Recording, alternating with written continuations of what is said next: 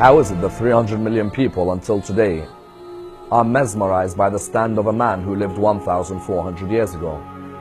How is it that they are still enamored by the words of this man, fascinated by the stand of this man?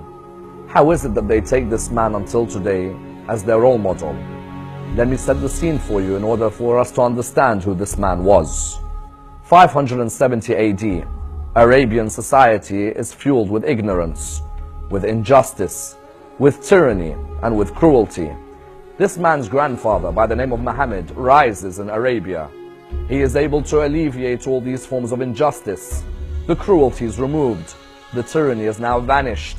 He is able to establish principles by which every human being can live, Muslim and non-Muslim alike.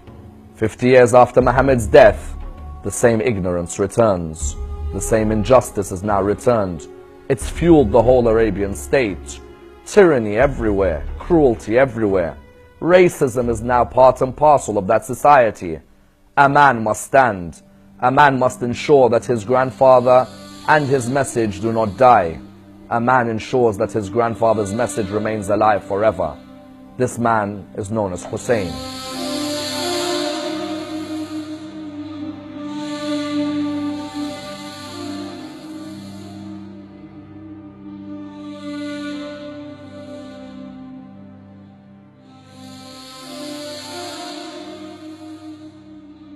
Hussein transcends religion. His call transcends the Muslim and the Christian, the Jewish and the Buddhist, the Sikh and the Hindu.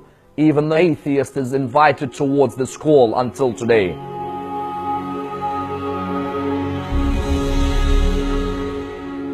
I have left the world for the sake of you, and I have orphaned my children so that I may see you.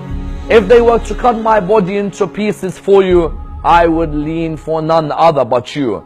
Hussein said those words, Gandhi was affected. Hussein said those words, Charles Dickens was affected.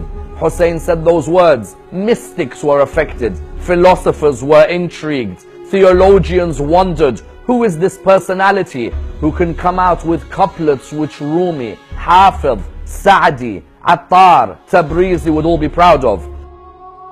This is the real epic, the epic of Karbala, the epic of Hussein and his brothers, Hussein and his sons.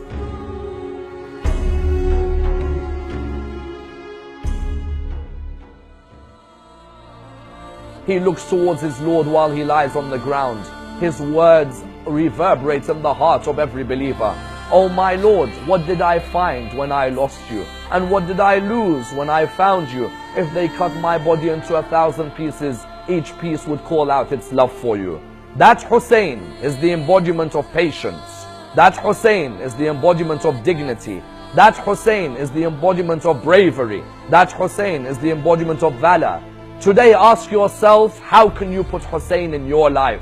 Whether you are Muslim, Christian, Jewish, Hindu, Sikh, atheist, all of you can take Hussein as your role model in life. All of you are able to take this man and his stand as a stand in your life today.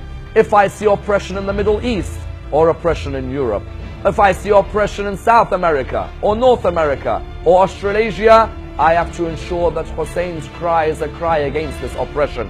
Hussein's cry is a cry which ensures that oppression will never be able to be victorious. When all these great mystics and theologians and philosophers, when they all went towards their grave, there was only one man who they remembered. They remembered the stand of Hussein. Try and take the stand of Hussein into your life and allow that stand to remain part of the life of every human being forever.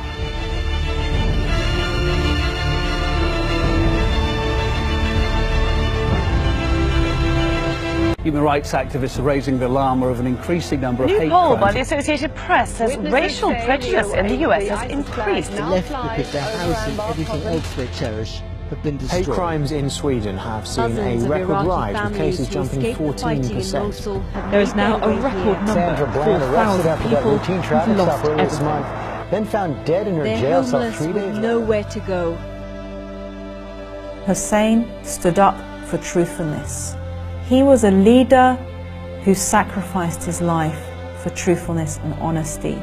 Hussein taught millions of people after him that there's only one choice, life with honor. He made out a cry that reverberates throughout centuries. He said, "Be free in this world."